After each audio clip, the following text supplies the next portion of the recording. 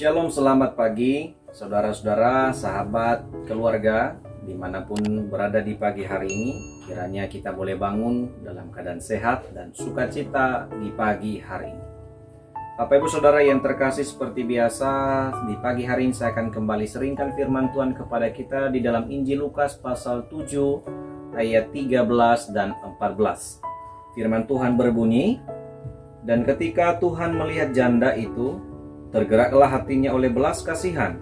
Lalu ia berkata kepadanya, 'Jangan menangis.' Sambil menghampiri usungan itu, ia menyentuhnya, dan sedang para pengusung berhenti, ia berkata, 'Hai anak muda, aku berkata kepadamu, bangkitlah.'" Saudara-saudara yang terkasih, pernahkah kita kehilangan orang-orang yang kita kasihi? Waktu kita ditinggalkan dalam keadaan duka cita, tentu keadaan kita yang duka cita pada saat itu betul-betul memang berat. Kita sedih dan kesedihan kita itu begitu mendalam sekali. Begitu banyak orang yang menghibur kita, pasti tidak akan terobati dari semua kesedihan yang kita alami. Saudara, Bapak Ibu, demikian juga si janda ini. Ketika dia kehilangan suaminya, ia berpikir bahwa anak satu-satunya yang dianugerahkan Tuhan bagi dia menjadi harapan bagi dia di masa depan ketika anaknya sudah dewasa. Tetapi apa yang terjadi, saudara-saudara? Si janda ini berani menjadi janda karena ia percaya bahwa anaknya ketika sudah besar pasti akan menolong, merawat ibunya ini, dan juga pastinya akan hidup bersama dengan anaknya, ditolong anaknya, dan semuanya pasti harapannya sama anak. Tetapi apa yang terjadi? Keadaan berubah, saudara-saudara. Anak yang disayanginya, putra tunggalnya yang menjadi harapannya di masa depannya, ternyata sakit dan meninggal dunia. Sebagai ibu tentu terasa terpukul. Selain suami yang meninggalkan dia, ternyata ada orang yang paling ia sayangi dalam hidupnya pun meninggalkan dia. Sebagai ibu tidak ada pertolongan apa-apa lagi. Bisa jadi si ibu ini berkata, "Untuk apa lagi saya hidup?" Saudara-saudara, dalam situasi tersebut, di dalam duka cita yang dialami oleh si janda ini, bahkan di masa-masa jenazah itu mau dibawa ke pekuburan, ia berpapasan dengan Yesus.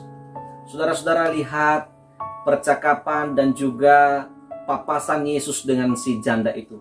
Tidak banyak komunikasi yang dilakukan antara mereka, antara Yesus dengan si janda ini. Tetapi ada satu kalimat yang Yesus berkata, "Jangan menangis." Saudara-saudara, kalimat ini bukan hanya sekedar penghiburan, tetapi ini juga akan membuka harapannya yang sudah terpecah akibat duka cita yang dialaminya. Waktu itu Yesus berkata, "Jangan menangis." Kenapa? Karena Yesus akan menghidupkan anaknya itu. Alkitab mencatat waktu Yesus melihat si janda itu, tergeraklah hatinya oleh belas kasihan. Jadi waktu Yesus berikan harapan itu, belas kasihan Tuhan Yesus kepada si janda. Lalu seketika itu Tuhan jamah, Tuhan hampiri jenazah itu.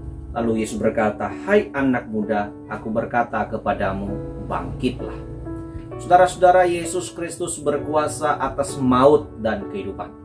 Ia mengerti kehidupan orang-orang yang sedang putus asa, yang sedang di dalam kesedihan, dalam keadaan kekhawatiran, saudara-saudara. Tetapi lihat, ketika Tuhan Yesus datang berpapasan dengan si ibu ini, Yesus langsung tergerak hatinya oleh belas kasihan dan Tuhan membuka harapan. Saudara-saudara yang terkasih, hanya Yesus satu-satunya Allah yang bisa menolong kita. Hanya firman-Nya lah yang memberikan kekuatan kepada kita. Saudara, di waktu itu si ibu ini tidak bisa berkata apa-apa. Bisa dia minta tolong kepada orang lain? Bisa. Tetapi apalah daya, semua pasti tidak akan berubah, saudara-saudara. Tetapi Yesus lihat apa yang sedang dirindukan, diharapkan oleh si ibu. Saudara-saudara yang terkasih, mungkin kita juga di hari-hari ini kita berada di dalam situasi yang sedih, kita berada dalam situasi masalah. Saudara-saudara tidak perlu jauh-jauh, saudara tidak perlu pening apa yang harus saya lakukan.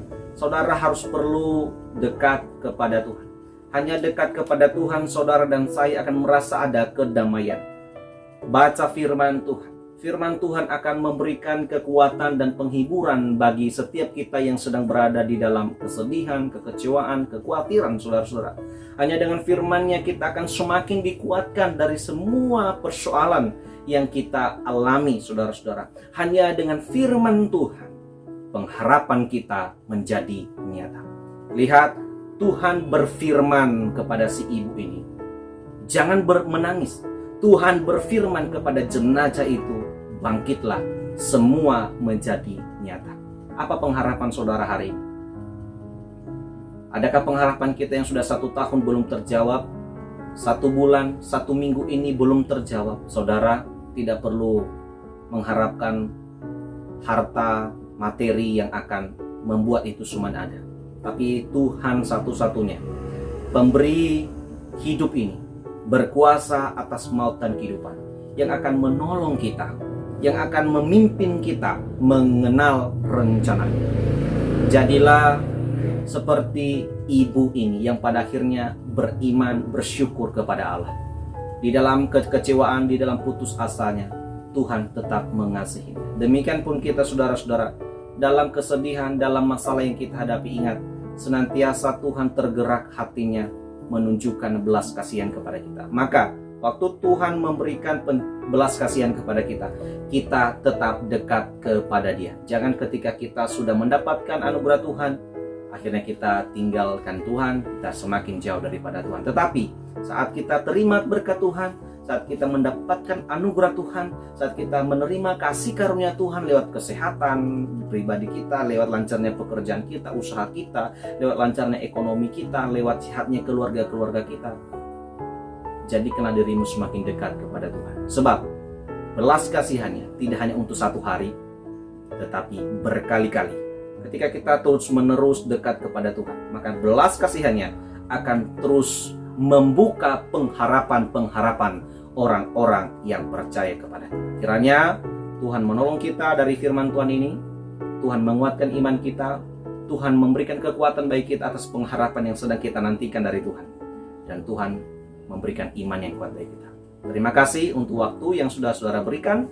Selamat beraktivitas, selamat berjuang hari ini. Tuhan Yesus menolong kita dalam kehidupan kita satu hari. Selamat pagi saudara-saudara. Shalom.